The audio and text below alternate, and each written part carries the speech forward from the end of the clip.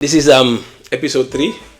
Welcome to the conversations. We are here with Bubacarr Sidiqi Jammeh from Seattle, Washington to Gambia, and then all over the place now. So, bro, tell us. I mean, most people know you, but today we're talking about business, entrepreneurship, and stuff. And I know when most people that know you, especially social media, they know you politics. Oh yes, politics, But yeah.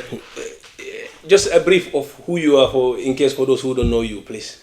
Yeah, well, my name is Bubacarr Sidiqi Jammeh, of course. Lived in, Seattle area for the last 15 years, and before that, obviously, other parts of the United States. And by 2021, well, before that, actually, I did some, what everybody does, try to either go to school or learn a trade and things like that. I did all of those and spent most of my professional life in aerospace. Aerospace manufacturing, machining, engineering part of it, Yeah. And to the latter part of 2021, I decided to, turn another page, which is a difficult thing for a lot of people. But, yeah.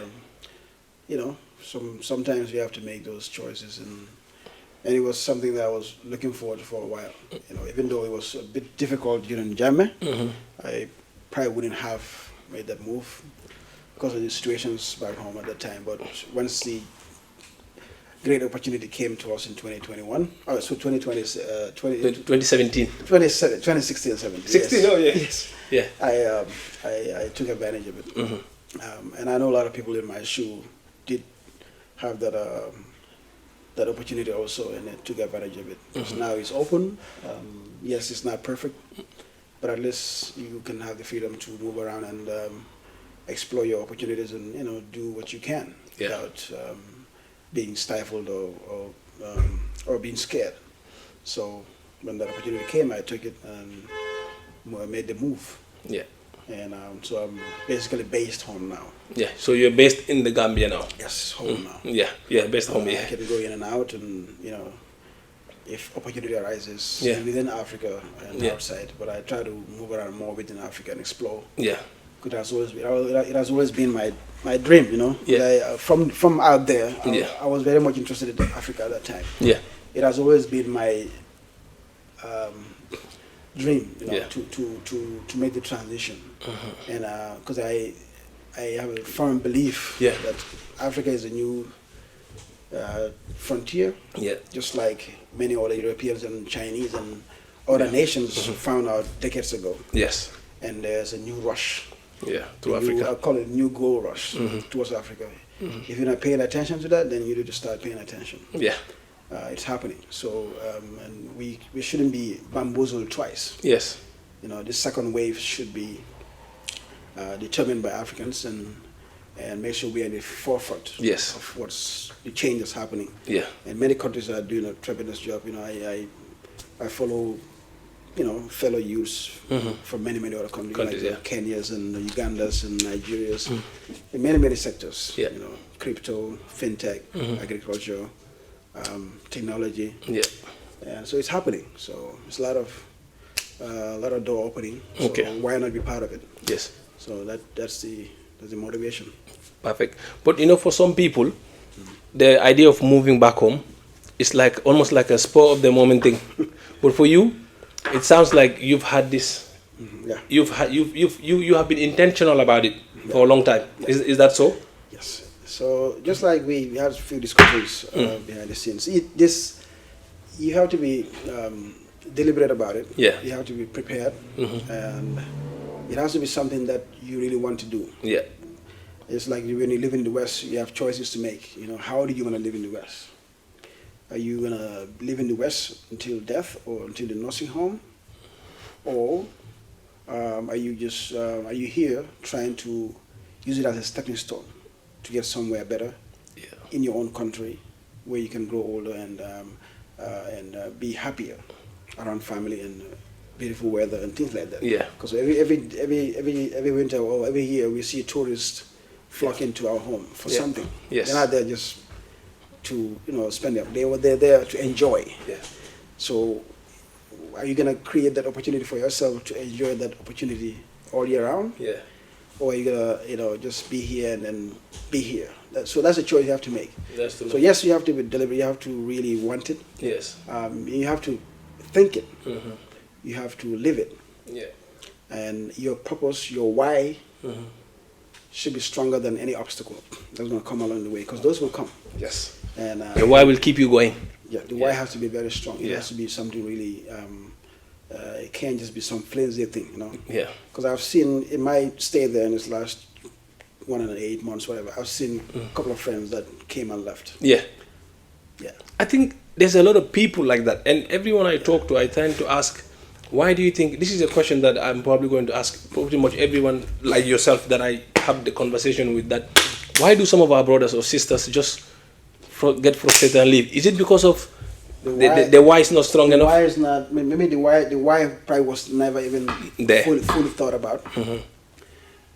Because there's one thing about Gambians we need to put on the table. We are sometimes very reactionary people, and we sometimes don't think things through a lot, and sometimes we can be carried away by what I call the face. Sometimes that's a possibility. That's real. Sometimes we get carried away by the face, the face value, the way things appear. Yeah. Oh, Wow. You hear a lot about Gambia, in Gambian society. Yeah. That's I hate to hear that. Even this follows. It affects a lot of our lives. Even fashion, so many things. Yeah. Legally and once you ask them, yo, you cannot answer. What about you? Yeah. What do you want? So, yes, you see a lot of those happening. Yeah. I've seen, even before I came, Yeah. I've seen families that came, put the kids in school, and the first obstacle that hit, like, boom. They all left there. Because the why is not strong. And then,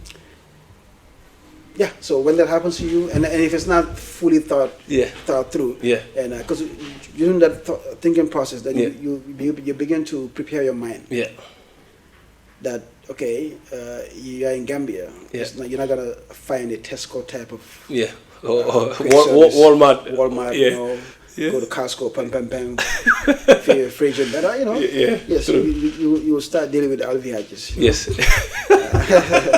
And the maroons and things like that. Yeah. Maroons actually is actually. Yeah, Maroons is the best supermarket in the Gambia. I like them. It's the best supermarket in the Gambia. But I'm just saying, the bigger picture is you gotta prepare your mind. Yes. And for me, the why is much stronger. Why is country. Yes. The why is family. The why is peace.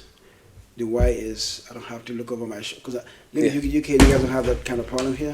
But the shooting and stuff. Yeah, but I don't have to. When I see a police behind me, I don't have to really worry. Thinking this might be a life and death situation. Yes. Because I spent a lot of time, since when I was 18, 19 years old. So I've seen everything. I've seen a lot. Friends, innocent people doing nothing and just get shot, and just get in the wrong place at the wrong time. Yeah. So all of those things, those are strong whys for me. It might be important for other people. Why that in my country. Yeah. I can get up and go to Jara today. I can do whatever I want. I can, as long as I stay within the confines of the law, I'm okay. I'm not gonna walk in a bank and get discriminated or whatever. And walk into a place that I feel like I'm feeling like I don't belong. Those little nuances. Yes.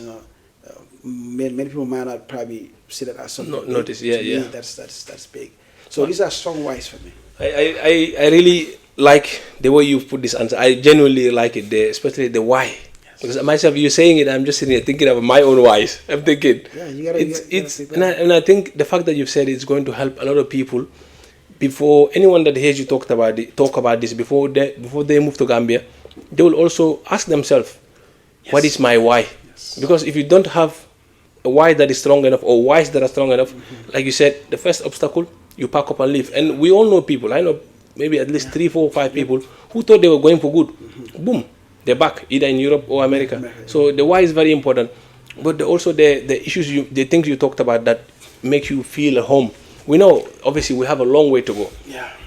But as well, Gambia, there's a lot of things that need fixing.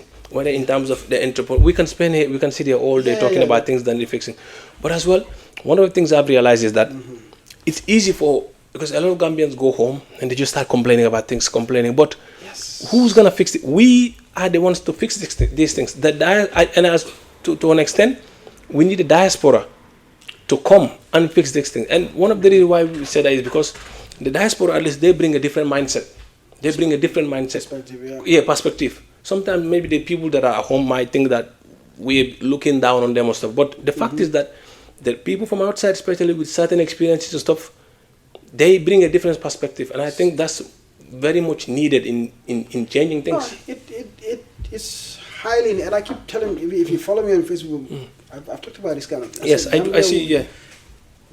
The change that Gambia is really gonna, Gambia needs can't happen without the diaspora. Yes. Even politically. I 100%. Yeah. Well, and take the diaspora out of what happened. It wouldn't have been. It wouldn't have happened. And I'll give you a quick example.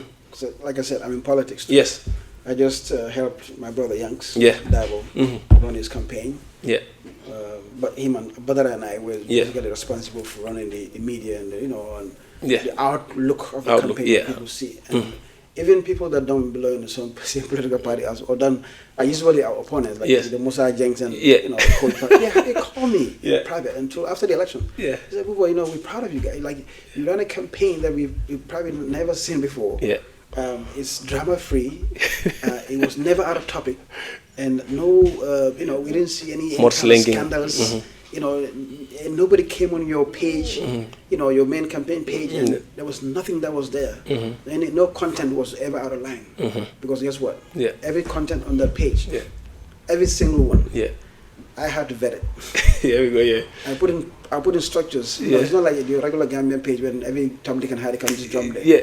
Even my own political parties do that. Yeah. UDP page. Sometimes I click on the UDP page and I see some guy from I don't know where post some stuff, and then somebody go like, "Oh, UDP, it's not us. I don't know who's doing this." Just some random person. I said, "No, it's not gonna happen here." Yeah. So we kept it tight and close. Structured. Yeah. Discipline. Everybody fell in line. Not in a dictatorship way, but discipline way. Discipline, yes. And then we did it. Yeah. And when Gail came to office, I'm sure you were hearing the stories. Yes. We came, we demanded certain things. Yeah. And, we didn't have to dilly about it. Yeah. We made our intentions clear. Yes. In a precise way, in a respectful way. Yeah.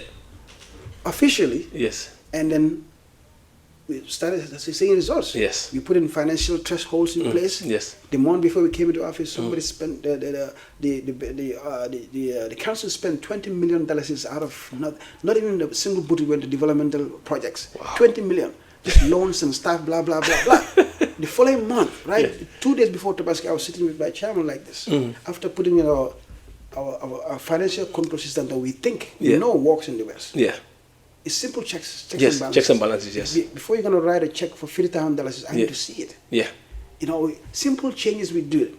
The day before Tobaski, 2 days before Tobaski, sitting with Yankuba, it was end of month, he said, Sidiqi, we already paid all our salaries.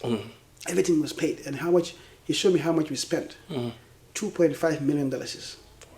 In salaries and stuff. Last month. Yeah. Before him. $20 million went for So from 20 million to 2.5 million, and all our staffs are already paid. Wow. So where was all that excess money going to? There was no checks and balances in place? That's what we're trying to find out now. Where did those... So simple movements. Simple things. Yes. If this was in the diaspora, because I look at that council as a diaspora council. Yes. Young's eye, Badara. So the vision is now started to permeate through the staff. At first they were scared. They don't know what's going on. Everyone's scared of changes here. They don't know who we are. They're like, I don't know what I'm doing. They were like, oh, some people are like, I don't know who jam. Yeah. So, far as all time, we have this culture, so far I seem to understand. Yeah. So they know exactly there's something coming different. And it's yielding dividends immediately. Yeah. Money, now we started having, this extra $17-18 million is there. That we can play with every month. Imagine you multiply 10 months now, you're talking about 100 and something million. Yeah, that would have just disappeared in thin air. Unaccounted for. So these are just, I'm digesting, I'm coming back to the topic. Yes. No, it's important. I'm giving an example because these things, because this is, if you look at the politics part, that's where everything starts. Yes, 100%. Yeah, if you don't get that right, nothing works. Yeah. So yes. Because you're very right. Because that's why I don't know who you were. Someone mentioned no one should say they are not into politics. Everyone should be. Because if you say you're not into politics, politicians are doing things every day that will affect you. No, you're gonna buy bread. Yes, thank you. I just use bread. Yeah. Everyone does. Every example I use. I don't even try to complicate it. Because when you're talking to people, that's why Bill Clinton is one of the greatest politicians in America. Simple. Because he takes complex issues and simplify them. So the best way to simplify things is make the people see. Yeah. Let them feel it. Yeah. If you say bread, everybody knows. Yes. So with bread, a simple government tweak. Yes. In 1 week. Yes. Can send the price of bread from $7 to $10 in 1 week. I agree. A simple letter. Yeah. I agree. And another simple letter. Yeah. Today. Bring it bread back down. $10, right? Can bring that price down to $5. I agree. I can come into power today. I say, you know what? Since we have GMC that produces foreign. Yeah. Jammeh brought them. Flour. Yes, flour. Yeah. Okay. Now they have a 100% monopoly. Khalil Bagay has a 100% whatever exclusive rights. Yes. Of their production, and he sell it. Yes. So if I am president today, I come one stroke of a pen, I revoke that. Yeah. And I make it a free market. Yes. GMC now sell to anybody. Anybody, yeah. Immediately what happens? Yeah. A simple political move. Yeah. So that's why you cannot sit down and say, I'm not into politics, yeah. So these are examples how so that's why I always use bread. Yeah. No, it makes sense. And no simple one can say no one in Gambia can say they're not aware of what's happening with the price of bread. I agree. I agree 100. I agree. If you have a family of 10 people, that's how much? $100 is that's $3,000 a month. Bottom and apple. Yeah. Chocolate. Yeah. Tea. Sugar. So you're it's a lot. Yeah. And how much are you getting a salary? See, this is one of the difficult things though. When we're trying to say we all want to see the end of corruption, but when you also look at the other side of these people that we say, okay, are corrupt. Okay, not even those people, just the average worker. You look at what they earn. You have to ask yourself, how are people supposed to survive on these wages? Impossible. Is it far-fetched to say that we hope that one day Gambia will have a middle class whereby people can live on the salaries that they earn? Is it far-fetched? You think, because you're from Washington, well, you're from the West, and I live here in the UK most of the time. So at least we know the middle class, or at least the average people, the average person earns money that they can live on. It's like a sustain them. Save something. But this does not happen in the Gambia. Do you think this is something we can achieve in our lifetime? I wouldn't say it's far-fetched. I think it's very possible. It's possible, but it has to be a deliberate policy by government. Yeah. And it has to come through increase in local production. We have to start making things. Yes. Creating things. Yeah. The private sector. Anywhere, any country that you see government is the highest employer, you're in trouble. The private sector need to start getting capital, having access to capital. Ideas are there. You've talked to a lot of Gambians, brilliant ideas. You've talked to Ismaila, Dr. Ismaila Baji. All of these things are there. Yeah. But where is the bank that's going to come and say, Ismaila, hey, I'm going to give you $500 million. Yes. $500 million. Yeah. I don't need you to pay me in 3, 4, 10 years. No bank can do that right now. No bank is that liquid to give Ismaila $500 million. So, but a government policy and a creation of an investment bank by a central bank and in collaboration with other banks, because central bank can take that hit. Yeah. That 4 years of loan servicing. Yes. Commercial smaller banks can do it. Yes. So a policy change towards that direction, having access to capital and increasing productivity. You look at Senegal today, you go to Jamnia, left, right, it's all factories, creating stuff. Yeah. From chocolate to chips to anything. Jimbos, everything. Jimbo, Ardo, mayonnaise, blah, blah, all kinds of stuff. Dumping them in Gambia. Yes, and we consume all of this. Our Jilburu is gone. Yeah. Jilburu used to employ 400 something people direct. Wow, direct employees. Yes, that's different from the indirect one. The Yes, sellers, yeah, the wholesalers, yeah, blah, blah, blah. yeah. So you took all that workforce and then sit at home. So we should be doubling. Yeah. We should have been doubling Jilburu. Another company come make another baobab juice. Yeah. Or watermelon juice. Yeah. Selling them. Doubling. So we need to produce. And the farming, and what about the farming side? Look. It all comes, because when you produce, like I'm telling you, products right now, baobab, watermelon, blah, blah, immediately farming picks up. Yeah, because they have to supply them. Yes. Yeah. So that's why once we start creating, we start making things, you see the ripple effects coming. Yeah. It's going to go back. It always goes circle back to the land. Very true. And that's very important because... So agriculture grows, the informal sector, obviously. Yeah. Then the formal sector, the factories that are making... and then the dollars appreciating. Yes. Because the less we spend outside, dollars appreciates, and that's how you're circulating inside. Yeah. So this is, to me, is achievable, but it has to be a deliberate effort, a deliberate policy, and obviously, if you're gonna do something like somebody's interest is getting, the big importers are not gonna be happy. So So that's why I say you have to be deliberate. Yeah. You have to be strong. It has to be government backing. Yes, government backed. To think long term, to know this is the interest of the country in 5, 10, 15, 20 years. You have to be strong. Yeah. Once you're doing that, somebody's interest is being trampled upon. Somebody doesn't want this local production. Yes. Somebody wants just 100 containers a day. Yeah. Coming to a port of just junk. Yeah. He'll go buy his house in Dubai, don't care about you. He's living somewhere in whatever. Maybe some Indian guy, who doesn't really care. All they need is the money and get out. Yeah. You want to stay. Yeah. They don't even buy houses in Gambia anymore. They rent. They rent, yes, true. So all they want is the containers to just keep coming. Yeah. 300-400 containers a month, tomato, hoti, it's just coming. Things that can be produced in the Gambia. Yes. Simple things. That's the interest is not that. The interest is just to keep the cheap things coming. Yeah. Go. Those cheap things, yeah, they haven't gone through the right quality inspections. Yes, yeah. Our quality inspection house in Gambia don't have the capacity. Yeah. And sometimes I feel like they don't even care. Even if they care sometimes. Because when the AKI thing happened, the kidney infection, they have to take it to Senegal to go test. Wow. Not even Gambia cannot do that. That's medicine. So what about food? Yeah. Which one is more critical? Wow. Medicine, if they can't even take care of medicine, what about our food? Food, yeah. Who's inspecting those? Now, we growing up, we had pig and omela. Yeah. Now we have 10 more varieties. So I'm like, don't bring this here anymore. I don't care if you're going to go and spend $100 million on whatever. Not this. I don't know what some name, brand we don't even know. I have stopped drinking soft drinks totally, completely. And it started because I was in the Gambia. And you know why? Because normally when you go to these restaurants and stuff, I go with the familiar, the Sprite, the Fanta. But there was somewhere we went, there was none of these normal ones.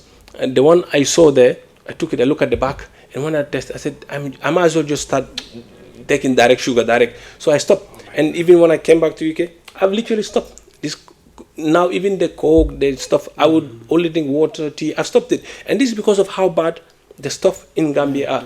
And another one as well, when we were at my mom's place, someone brought something for my son, my little son. It was this kid's juice that they squeeze. Bro, I tried it. I said, Subhanallah, I put it in the bin. I said, no one should give this to a child because it was pure sugar. I looked at the back. I was like, has anyone inspected this before? Certifying that kids can drink this? And I look around, but that's what all the kids are drinking. But I made sure my son doesn't drink that. But then again, this is the problem. I can make sure my son doesn't take that because it's bad. But what about these hundreds of other kids that are drinking this every day? So we have a long way to go in this. It's painful. So just so you said, like I said, it's possible. You just have to create. Yeah. You need to start making things. Yeah. Like America said, make things. Yes. Yeah. If you don't make anything, maybe make candles. Yeah. It's a problem. It's a problem. There's no light industry. It's a problem. There's a few boys. I know a guy named Bajara. Yes, Kapi. Kapi is doing chips. Yes. Potato chips and I think dried mangoes. And the corn stuff. Yeah. See, even this dried mango stuff, where we are sitting now, literally 2 minutes from me, there's a shop called Asda. You call it Walmart. When you go there, you can buy dried mangoes. Yeah. When you look at the back, sometimes you see that it's from the mangoes from Gambia or Ivory Coast. Yeah. In Gambia, look at the amount of mangoes we waste there. So these are literally stuff that you just take, just dry, and then just export. Yeah. So simple. So why do we have so much wasted? That made big of a thing. And then we need to bring foreign currency. Yeah. So if we're exporting all those things, foreign currency will come. That's what elevates your dalasi. Yes. Before you know, dalasi is $10 to a dollar. It's possible. It's not really that. Yeah, I know. I agree. $100 that $20-$25 per dollar. Yeah. It's definitely possible in our lifetime. You know, it is. It just needs some tweaking. Yes. If you look at the last time I was checking the fishing part, Mauritania. Yes. Go and do some research and see how much Mauritania sends. How many octopus? Yes. Oh. Mauritania sends to Japan. Wow. You know, Japan, they live with sushi. The sushi culture. There's no sushi culture without squid and octopus and calamaris. Yeah. Guess what? Mauritania. Their biggest supply is Mauritania. Really? I never knew this. Yeah. Go check. Billions of dollars. Wow. It's in the billions. Wow. Mauritania. Yeah. You go check. I never knew that. I did all research. I even did a Facebook Live. Yeah. When I came up, I'm like, oh my God. Yeah. I couldn't believe it. So in Gambia, we throw away squids. When is the last time you had octopus at your house? Yeah. In Gambia, never. And here, I do. In our house? Yeah. In your house? Yeah. Have you ever guys cooked? No. Nobody uses it. No. Now you and I go to fancy restaurants, calamari. Yeah. That's true. The fried calamari, We went outside and came. Yeah. Damn about octopus. Yeah. What about the snail? You know, the snail. Is it the same one that we eat? Well, I don't eat it. Okay. Yeah, but even Chinese, the snail. But this squid alone, because the sushi culture. Yeah. Is all over the world. Even England is now into sushi. Europe is into sushi. Sushi, there's no real sushi without. Yes, 100%. Yeah. So Japan. Yeah. Is getting basically because they've fished all their waters. Yes. Yeah. They're barely down here. So our area here is where they try to make their splash. Yeah. So I'm not quite sure because I know squids, they usually live around the cooler temperature. Yes. So because Mauritania is a bit higher up, the equator. Yeah. So that part I don't know. Somebody needs to do some research. Yeah. If that affects the amount of squids we have in our waters and compared to. But even with that away, there's so many. Look, that's millions of dollars coming. No, I agree. When we talked cash. about when we talked about the poultry stuff, you mentioned that the chicken feed is 70% corn. Yes. And I watched. It's a good topic. Yeah. No, I was shocked when you mentioned that it's 70% corn, and I saw Bajara talked about how he cannot get enough supply in the Gambia, and you agreed on that. 95 farmers under him. Wow, and you also echoed the same point. So I'm thinking, you look at all this land that we have. So even if you look at even the Sarawale community, we are the people who are generally farmers from farming.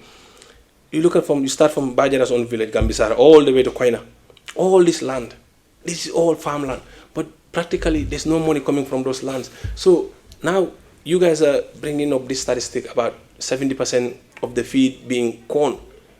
Okay, and then these farmers are importing corn when it could be farmed in the Gambia. Yeah.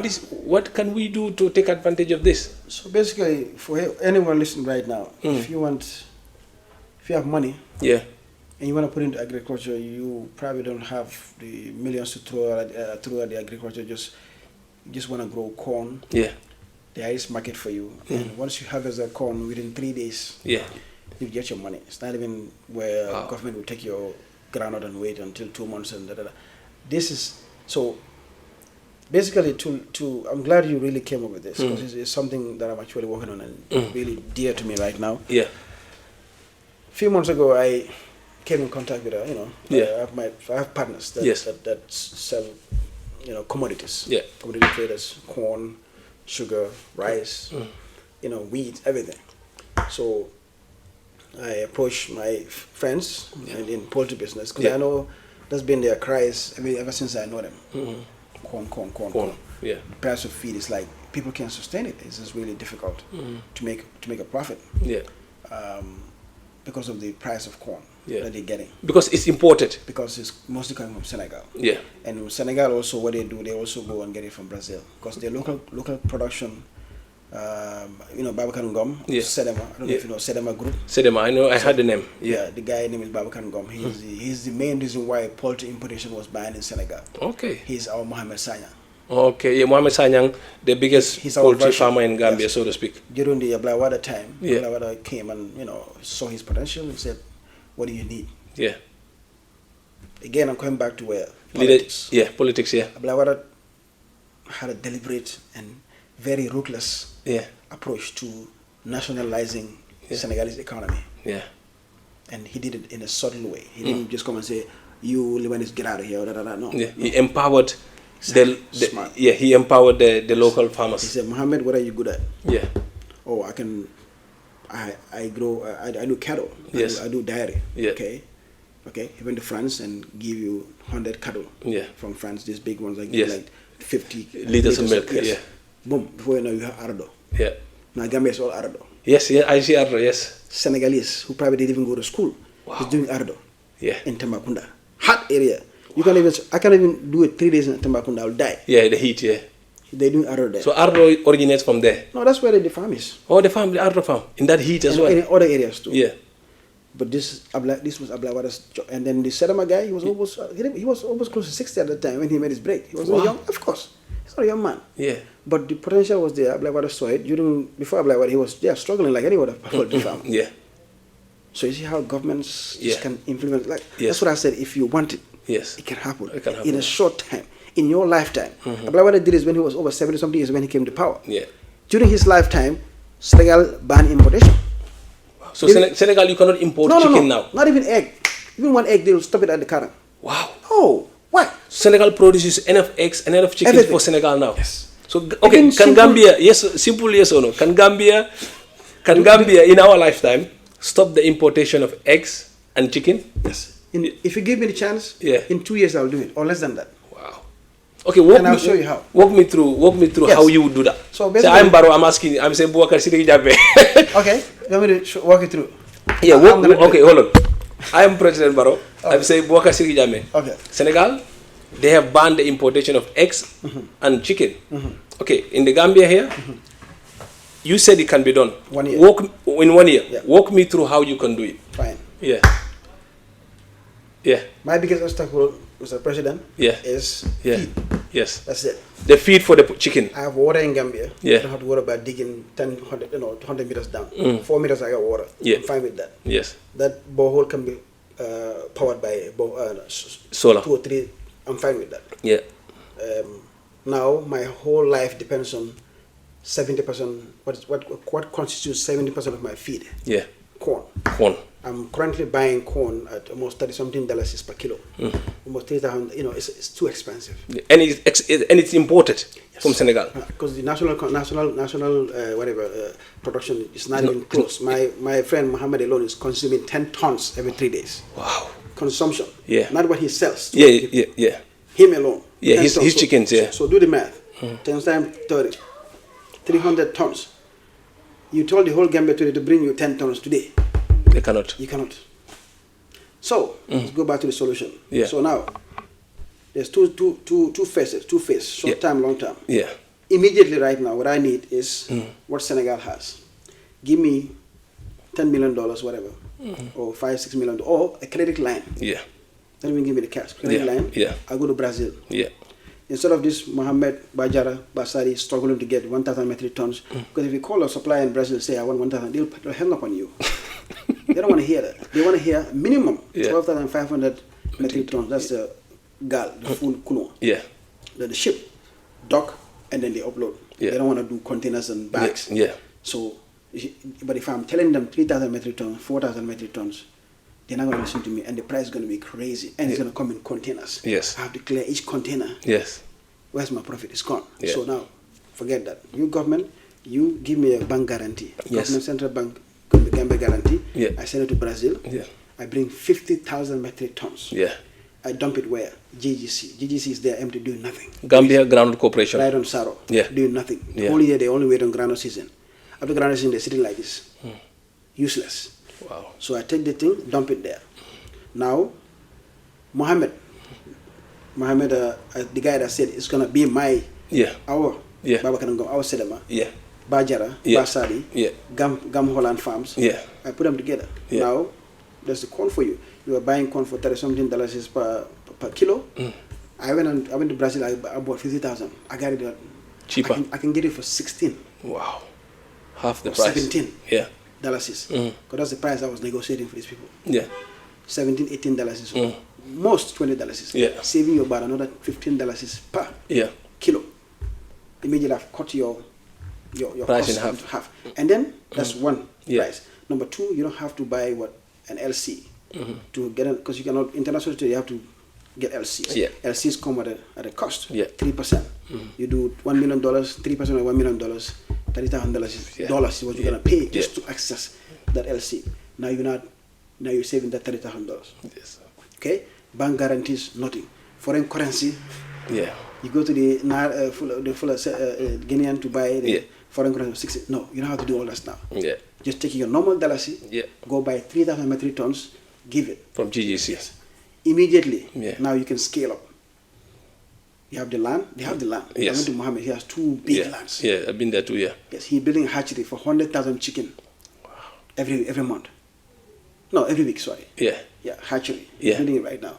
So the capacity is there. Yeah. The chance is there. Yeah. The feed is here. Yeah. You know we have to, because since I'm government, don't pay me now. Yeah. Pay later. Yeah. 3 months come back. 3 months, sell, bring back. Yeah. So now immediately Muhammad moves from 100,000 chicken. Yes. Scaling up to what, 500,000. Yeah. Because what's stopping him now? Nothing. Nothing. Yeah. Yeah. So as he scale up, his salespeople are scaling up. The employees are increasing. The sales agents are increasing. Yeah. The hotels are having more confidence now. So immediately the economy started flowing. Okay? And then number 2, that's number 1. Yeah. Okay, and then obviously it's not just him. There's other farmers too. There's Gum Farm, there's Impasse, there's my friend Swabi Cham. Yeah. Swabi has like 10,000. Basari has over, I think, 20-something thousand. They're all there. So immediately these people are always all increasing. And then the number 2 one, because there's 2 parts. There's eggs. Yeah. There's also chicken. meat. Yeah. So the meat, obviously government again. Yeah.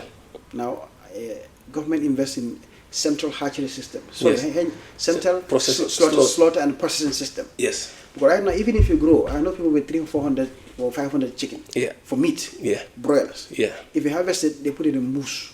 Yeah, just this. Yeah, but not hygiene, no hygiene, nothing. Yeah. I'm worried because it might be infected with some salmonella. 100%. 100%. The carrying of that mousse, I don't know how you clean this. I don't know how you washed it. Yeah. And then you want to sell? No. Yeah. So I don't have confidence in your grown. Yeah. I'll go buy imported. Yeah. But if we have the central slaughterhouse system, Mm-hmm. again, that's the number 2 investment. Corn and then this one. Yes. You grow your 300, so all the small farmers in the country can grow their chicken, including Muhammad. Yes. When they want to harvest for their meat, they come to the central government. They bring the live chickens. Everything. Yeah. And we kill. It's all processed in the same place. Kill, slaughter, fillet, make whatever. Whatever you want it. Breast, chicken legs. whatever it is. Yeah. And then under your name, you freeze it. Yeah. If you want. Put in your packaging. Yes. Central packaging system that government certified. Yeah. This chicken is good to go. You go your way, government sells, they give you money. Wow. So we supply to, now Maroons can take our thing. You know, Hayward can take it. Supermarket people, and then the population have confidence. Yeah. You know, that it was cheap because we made corn cheap. Yeah. It can compete with imported. Yeah. And also has Gambia stamp. Yes. Local stamp. And you can trust it. Yes. Now we are working towards what? In 6 months you can do this. Yes. Now we are working towards the banning. How do you ban? Yeah. You ban by getting data. Yes. Of how much are you producing? Gambia needs 1 million chicken a month. That's what they said by the Minister of Trade. Yes, 1 million chicken a month. We are producing less than 100,000. Wow.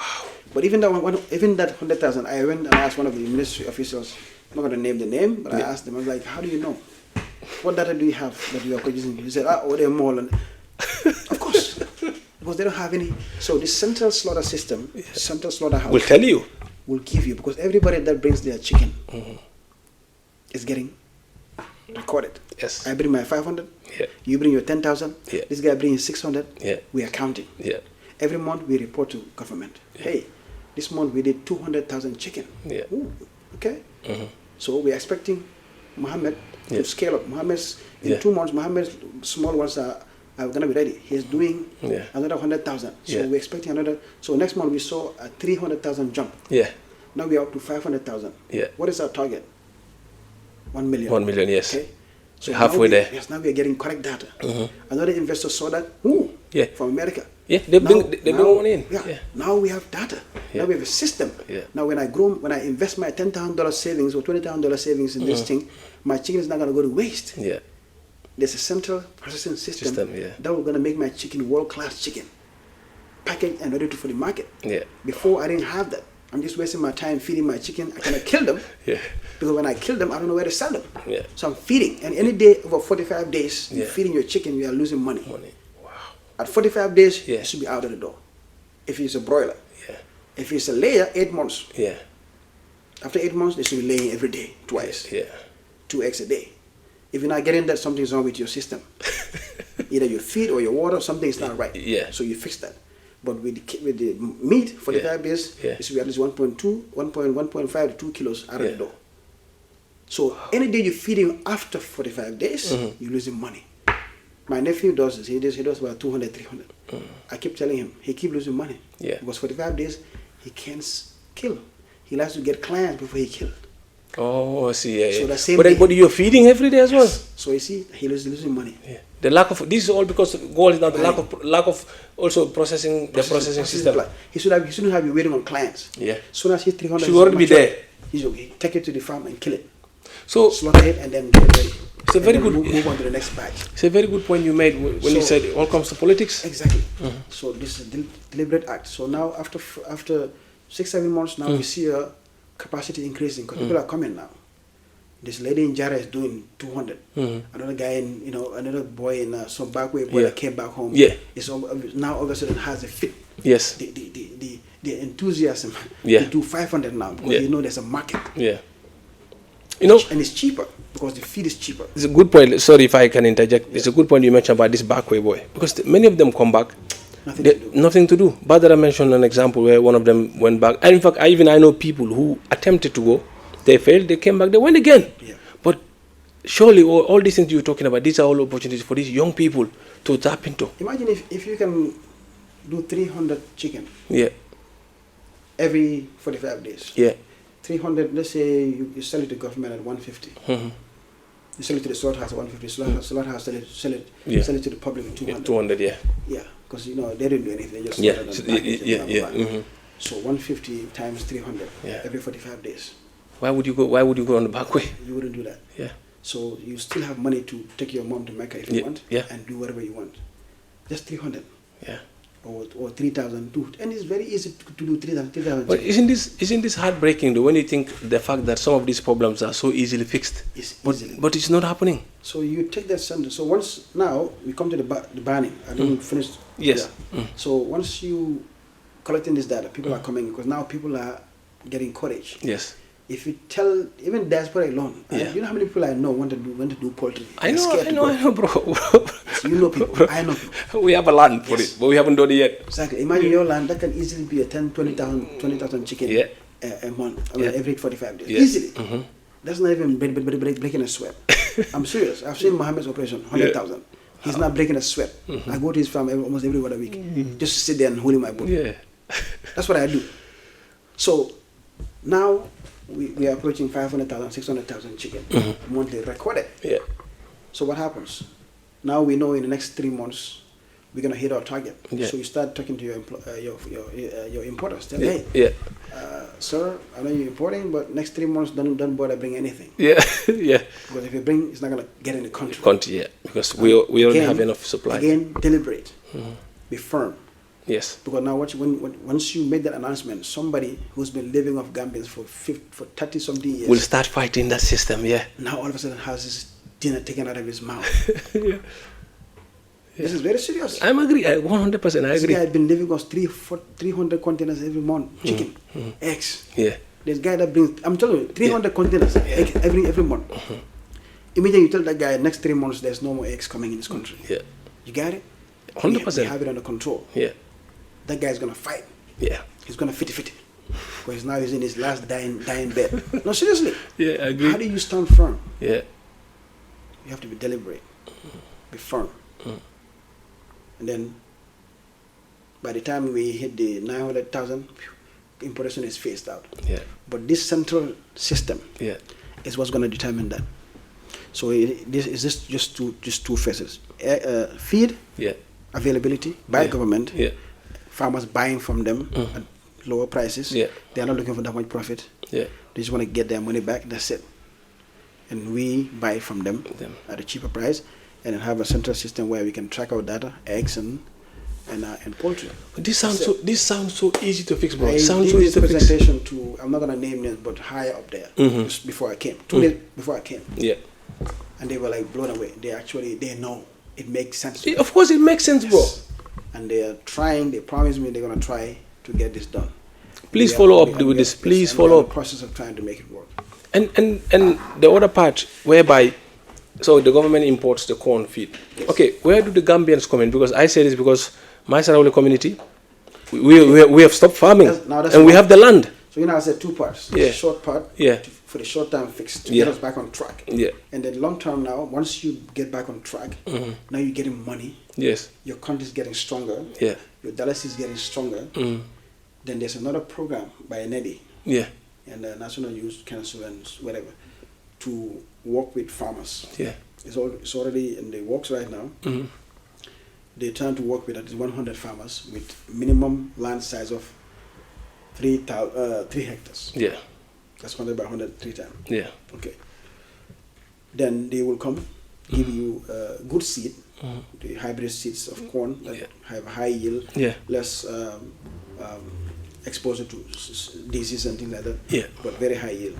That and then farming instruments, and if money permits it, possibly another irrigation system where you can grow in rainy season, off season. Because the rainy season alone will definitely make it difficult.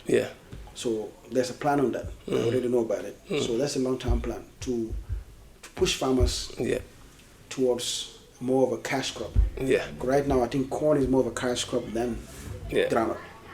Groundnut traditionally has been a cash crop, but it doesn't matter what tradition says. What matters now, where is the money? The money today for the farmers is here. Today. The chicken has to eat. We don't have to. So it's not like your groundnut get taken in 45. They give you the little pink slip, then you come back in. We collect your money that are Tan and Naja, and you come back and forth. You pass the whole money before you know, spend your whole money on fuel. I agree. And so this thing is here. We have to buy this feed. We have to feed this chicken. There's no wait and come back tomorrow. Money is here.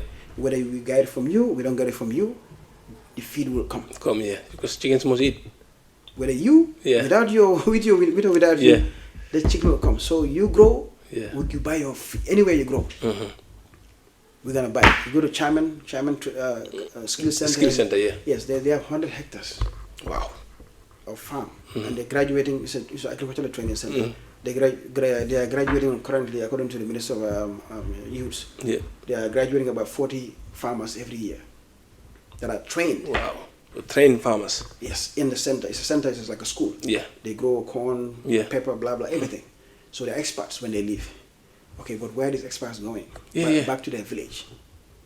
With no resources, no investment, nothing. Okay, so that leads me to a question. So now, say if you were to go back to Seattle now, for example, and then a few friends come to you, say, Bubacarr, I have some savings. I want to invest in the Gambia.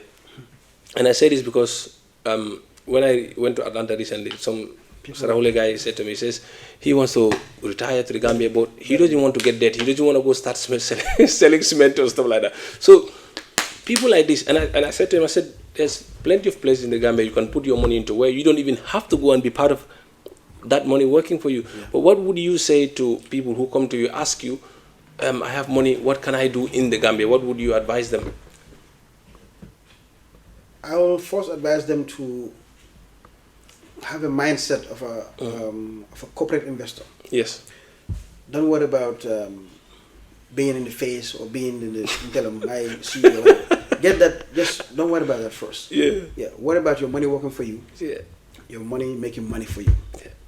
And then find the right people with the right skill set. They are there. I know there's a lot of stigma of Gambian, but there are people there. You just have to find the right people and see proof of their work. Like Muhammad, you don't have to really search that much. And their skill.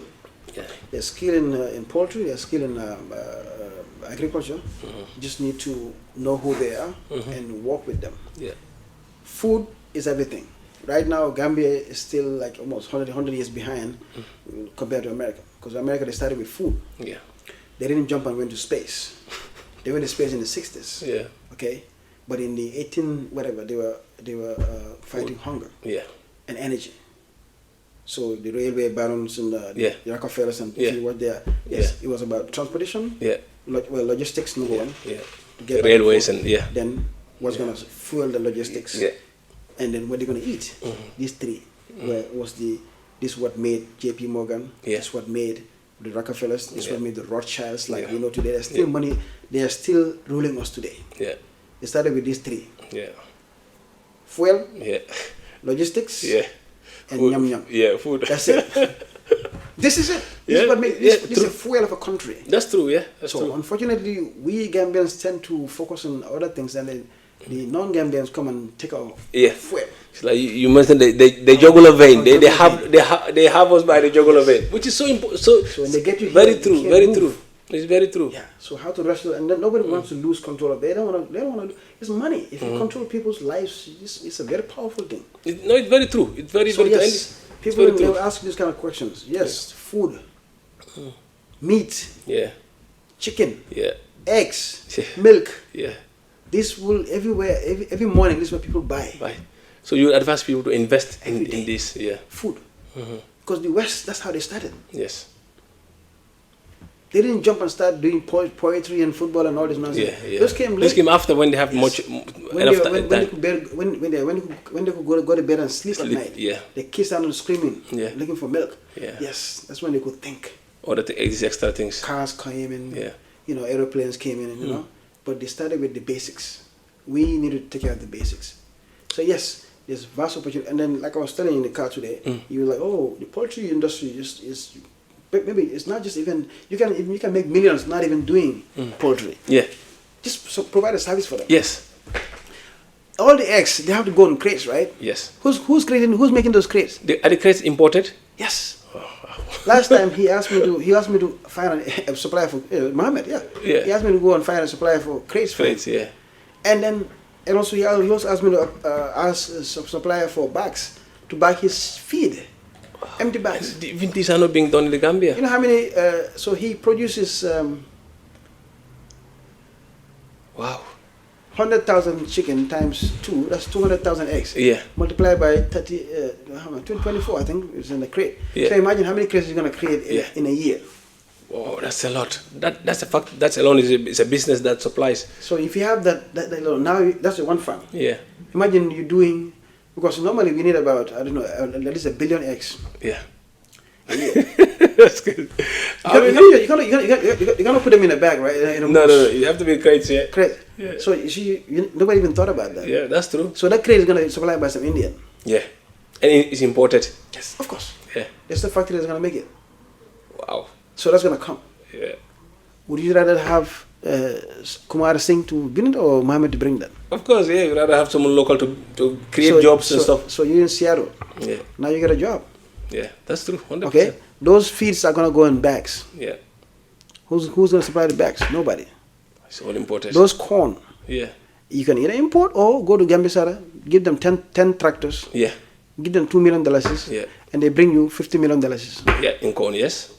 It's possible. That's what our people are farmers. So that's what it is. Our people are farmers. So you're doing poultry without directly seeing an egg or a chicken. Yeah, true. You don't even go to the farm. Yeah, you just sit there. Your money works for you. Yeah. And I think this is a concept that we need to really sell to our compatriots. The chicken poop. Senegalese are coming with their trucks. Oh yeah, the fertilizer. And buying it and taking it to Senegal. I'm seeing it. Because the chicken poop is one of the best fertilizers. Best fertilizer. Wow. So you have a fertilizer plant or like a what do you call it, a compost plant. Yeah. Take the chicken poop, take the goat and whatever, mix it with sawdust, with some sand, and then sell bags. So basically, so you see all this chain off the back of just chicken. Yes. A whole industry. A whole industry. Just you look at that chicken in the back, you think there's a whole industry behind this, with thousands of jobs, Gambian jobs. Yes. But how do you unlock that? How do you get that mind's brain from bringing the used container from UK and selling them in Serekunda? Yeah. to now seeing this one? How do you unlock it? Yeah. How do you? Yeah. How do you? So this is what you and I should be doing. Yeah. Yeah. It's a very lonely voice, of course. Yes. Not a lot of people. A lot of pessimists along the way. It's not. You cannot do it. It's not gonna happen. It's not gonna happen. It's happening. We are moving towards that, and this national, this is controlling the supply chain and banning of it. It's gonna happen at some point. Yeah. I guarantee you. The fight will be there. Yeah. Inshallah, hopefully, when the right situation happens politically, it will happen, and it's not going to take that long. No, I agree 100%. And if it happens, people are going to make money. Yes. Gambians are going to make money. They will be winners. They will be employees. They'll be sellers. Yeah. Like if you go to Muhamed's farm about 5 o'clock, you see vans coming to get eggs. This van compact, you'll find it tap. Yeah. It goes. This guy goes. So these are people that are making money. Yes.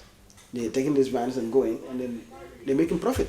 100%, yeah, 100%. Yeah. And Muhammad is also making it. So, but this is refreshing. This is really, and it gives us a lot of hope in the future of the Gambia, because this is just one sector. Yeah. We haven't talked about, It's just one sector. We didn't talk about the sheep. Yeah. That's another topic. We didn't talk about milk. Yeah. And who's gonna give your child milk? Yeah. True. Yeah, you're right. This is just chicken we're talking about, and all these jobs it can be created. And I know we're depend on this can box. Cannot forever. Called Rose. Rose. Yeah.